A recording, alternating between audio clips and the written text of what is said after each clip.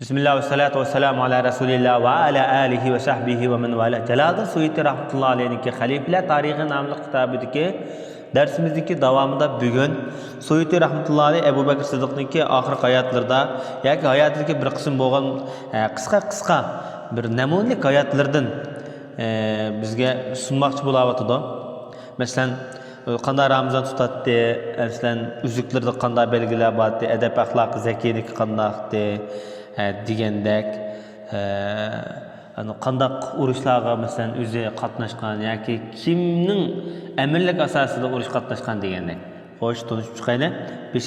Bugun 5-da Ömer ibn As'ning qo'mondonligida Abu Bakr va Umarni payg'ambar sollallohu alayhi vasallam bir urush avatganida. Bu yerda nima aqalli yuz bergan deydi Jaloliddin Suyuti. İmam Beyhaqi rahmetullahi aleyhi Dalail-i Nubuve namlı kitabında Abdullah ibn Bureyde rivayet kılışça Peygamber aleyhissalatu vesselam Ebu Bekir ve Ömer radıyallahu anhumla şu uruş katnaşkan, yani şular bir koşunni bir yak evetipti de bu koşununki başlığı Ömer ibn As ki. Bu Ömer ibn As aynı vaxtıda önceki Mısır'da vali boğan, Muaviye'nin valisi boğan. Arap'ın içinde 4 zeki var. Biri müşah edem şu. Şunlar bular uruş rayoniga bargan vaqtida Amr ibn As kechida o't yoqmanglar debdi askarlarga. O't yoqmanglar deb. Bu 400 odam taxminan. Deganki Umardan hayat ochib kelib, nima ish qo'yaqmaymiz deb o't yoqman deb shu gadanga chiqibdi-da Umar roziyallohu anhu. Shundan Abu Bakr Siddiq uni qimma bo'ldi deb Umarni to'satdi va uningga tushuntirib Umar roziyallohu anhuga Peygamber ise sana dedi. Ömer ibn As'ni bikadan baka komanda qilib qo'ymadi. Ay urushni biladi shu Peygamberimiz shu bir ishni biladi deb bizga qo'mondonlik qilib qo'ydi. Degandiki Ömer roziyallohu anhu darhol ta'sirlanib to'xtagan deb shuna dedi. Demak bu yerda Abu Bakr bu yerda Peygamberimizni yana bir hurmatligini, yana nəhayət bak zekiyligi ve ondan başqa bir yerda ümmetga bir iz qoldiryapti qo'mondonga bo'ysunish ishlarida. Bu ittifoqlikning asosiy bo'ysunish. İmam Bayhaqi Abi Ma'sharning yo'li orqali raviyanda ba'zi ustozlardan rivoyat qilib Payg'ambar alayhisolatu vasallam mundaq degan ekan. Men bir odamni bir bo'lib ishlarga qo'mondon qilaman. Belkim o kavmning ichida yoki shu jamoatning ichida o qo'mondonmi izil, yaxshi, fazilatli odamlar bo'lishi mumkin. Lekin bu odam nəhayət ko'z o'yg'oq, urushni nəhayət yaxshi biladigan, strategik tushunchaga onga ega odamlar bo'lishi mumkin deb bir qism kishilarni masalan o'zining qo'mondonlik qilganlik siyosatini Rasululloh mushu sifatlardan tushuntirgan. Hem Ebu Bekir Sıddık'nınki edep, ahlaki, zekilik hakkında mundaq deydi. Halifet ibn Hayyat, bu mu çoğun tarihçi adam, Hicriye 240 yıl ölüp ketken. Ahmet ibn Hanbel hem de en çoğun hadis alımdır. İmam Ehli Sünne vel Cemaat'niki imam edip tesvirlendi. Bu adam şu Hicriye 241'de ölüp ketken. En katta hadis alimleriniki, faqihlarniki biri, Allah qalsa. İbn Asakir Yazid ibn Asam degan kishi rivoyat qilib, Payg'ambar sollallohu alayhi vasallam Abu Bakrga mundaq degan ekan. Men cho'ngmi yoki sen cho'ngmi degan ekan. Abu Bakr javob berib, sizlar cho'ng, sizlar naytdi mard, bunda saxiy odam, ulug' bir odam deb men sizdan kichikroq deganda gapni qilgan ekan. Bu hadis mursal g'arib debdi, lekin bu vaqa Abu Bakr bilan bo'lgan emas, tog'isi Abbos ibn Abdul Muttalib bilan bo'lgan deb boshda o'tdi-ku. Endi agar mush rivoyat to'g'ri bo'lib qolsa, navada men bu javob bu Abu Bakrning zakiyligi, shunday qilib adablikning bir bishorati. Lekin bu rivoyat Abbosga deyilgan hamda. Chunki Abbos deyilgan vaqtida sizlar menda cho'ng degan Abbos payg'ambarimizdan. Ammo men yoshda sal burunroq, yani 2 yosh cho'ngkanda Rasulullohdan. Ammo sizlar cho'ngda bundalik kattalik, bunda abstrakitlik, bunda fazilat jihati kattalikni maqsad qilgan. Bunda vaqa Said ibn Yarbu degan kishiga yuz bergan ekan. Bu Tabrani rivoyat qilib, u hadisning labzi so'zi bunda Peygamber sallallahu aleyhi ve sellem onunla Qasimiz çoğ degan vaqtida siz menden hem çoğ hem yaxshi, amma mesel bururoq dunyoga kelib kelman deb manda gap qilgan dedi. Edep axloq bilan muomala qilganda. Abu Nuaymdan chiqirsa Abu Bakr bu kishiga ya xalifat Rasulullohning xalifasi deyilib, siz Badr ahlini bunday bir vali qo'mondan qilib, yut-yutligimda vali amr qilib ishlatmamlar degan vaqtida men ularning darajasini o'rnini bilmayman dedi. Ularning hurmatini men qilaman.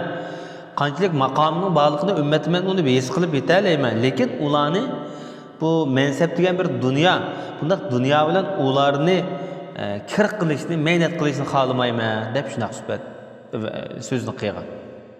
İmam Ahmed Zuhd namlı kitabida İsmail ibn Muhammed rivayet qilib, Abu Bakr Siddiq radhiyallohu anhu Madinada g'animatlik kelsa yoki davlatning moliyasini hamma odamga o'xshash qilib bo'lib berayotganda, shunlar Umar radhiyallohu anhu debdi, bu Badr qatnashgan sahoba bilan boshqa sahobalarni o'xshash barobar qo'yamsiz. Buni cho'qim bularni alohida farq qilish kerak degan vaqtida Abu Bakr Siddiq javoban, bu dunyo degan bir cheklik bir narsa. En yaxshi buna cheklik shunaqla dunyo degan bunda bir odamniki bunda turmushi loyiq shaklda, kifoya shaklda bo'lsa bo'ldi. Endi bu yerlik odamning turmushi ham yetarlik bo'lgan iqtisod dunyo, misol kengroq bo'lgani, normal holda kengroq bo'lgani aytdi yaxshi. Lekin ularning fazilati ularning ortiqchiligi faqat ajrda bo'ladi. Endi demoqchi bo'lganim bu yerda men ularning mal dunyoni o'xshashmadim. Bu mal dunyo bu cheklik bir narsa. Lekin ularning fazilati qiyomat kuni darajasi ularning ajrdagi gap. Biz mana dunyolik jihatda o'xshash deb qaraymiz, lekin oxiratlik martaba jihatda bu cho'qim Allohning huzurida oladi. Ya'ni bir hadisda ular darajasini Allohda oladi, menda olmaydi degan mazmunda bir gap qilgan. Abu Bakr Siddiqninki Ramazonni qanday tutgan hamda o'zlikdagi naqshlar haqida Imom Ahmad Zuhd nomli kitobida Abu Bakr ibn Habs rivoyat qilib, menga xabar etishicha Abu Bakr Siddiq radhiyallohu anhu yozda ro'za tutib, qishda ro'za tutmaydigan. Amanda bir odatlari bor ekan. Ibn Sa'dga Habban ibn Sa'id degan kishi rivoyat qilishicha Abu Bakr Siddiqninki o'zining naqshi Naam al-Qadir lillah yoki ni'mal qodir Allah. Yani hamma narsa kuchaydigan Alloh nima degan yaxshi esil, fazilatli degan manda mazmunda. Yana bir shunaqla Payg'ambar alayhisolatu vassalamni hayotida o'zining farzandlari bilan Rasulullohni topgan yoki Rasulullohga uchrashgan 4 nafar odam bor. Bularning biri Imom Tabroniy Musa ibn Uqbada rivoyat qilishicha Payg'ambar alayhisolatu vassalamni o'zining bolalari bilan Rasulullah uchrashgan 4 odamdan bilamiz. Bularni 4 bo'lib, bulardan Abu Quhafa, o'g'li Abu Bakr, Abu Bakr o'zining o'g'li Abdurrahman, onun başqa Abdurrahman'daki oğlu Abu Atiq Muhammed. Demek mana şu 4 eylene. Abu Quhafa dadısı, Abu Bakr onun oğlu, Abu Bakr'ın oğlu Abdurrahman, Abdurrahman'ın oğlu Muhammed. Mana şu 4 eylen atı baba çoğunda da nevre, çevre. Bunlar Resulullah'ın bir hayatında tam Resulullah'ını kögen kişiler. Bunun başka bir kişiler, bu da 4 evlat Peygamberimizden sahabe olan adamların ayette kem az uçuraydı dedi. İbn Minde, İbn Sakir, Ayşe radhiyallahu anh'ın rivayet kılışça muhacirlerden hem de birer adamın ki dadısı Müslüman boğalı asasen Abu Bakır'ın ki dadısı idi dedi. Asasen Medine'ye hicret kılıp gelgen muhacirlerin ki hem birisinin ki köp kısmının dadısı Peygamberimizden karşılaşıp ölüp ketken ya ki Resulullah'dan burun ölüp ketken asasen bu da dini kırmaya ölüp ketkenlerine aitti. Köp hem de. Abu Bakr Siddiq radhiyallahu anhu Peygamber sallallahu aleyhi ve sellem'deki sahabeleri içinde hiç çoğurak edeydi. Kalan sahabların hemmisi yaş balla. Meyli muhacirli olsun, meyli ensarlı olsun. Hemmisi asasen yaş 40'lı tüven hemmisi. Köpün 20 ile 30'un ağırlıkdaki sahabeler. İbn Sa'd Bazzar bir güzel bir senet ölen, yani hadisindeki senet nayeti yakşı demek istiyor, şencik derecede. Enes radhiyallahu anhu rivayet kılışça Peygamber sallallahu aleyhi ve sellem'deki sahabeler içinde hiç çoğunrakları Ebu Bakr Siddiq, Suhayl ibn Amr ibn Beyda. Bu şu kişi iken. Çünkü Ebu Bekir Sıddık hicret kılıp kelgen vaqtida sahabalarning ichiga qarasa birden bir bunday chasaqili aqagini Ebu Bekir Sıddık'ga. Undan başka hiçbir kişiniki çeçida yoki saqilda oq yo'q. Shu vaqtida Ebu Bekir Sıddık 50 yoshga kirgan vaqtlari Madinaga kelgan vaqti. Mana bu shu Ebu Bekir Sıddık'ın chasaqildirini aytib oqagan, boshqa sahabalar qirgan vaqtida qari ko'rinadigan kishi. Endi Suhayl ibn Amr ibn Bayza degan onasininki nomini atalganki, Bayza degan onasininki ismi. Bu kishi ish qitim hijrat qilgan, Beystonga hijrat qilgan, Madinaga hijrat qilgan muhojir sahabalardan biri.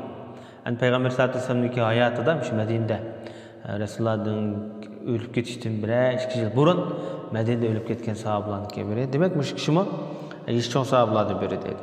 Abu Bakr qilgan vaqtda yoshroq yana.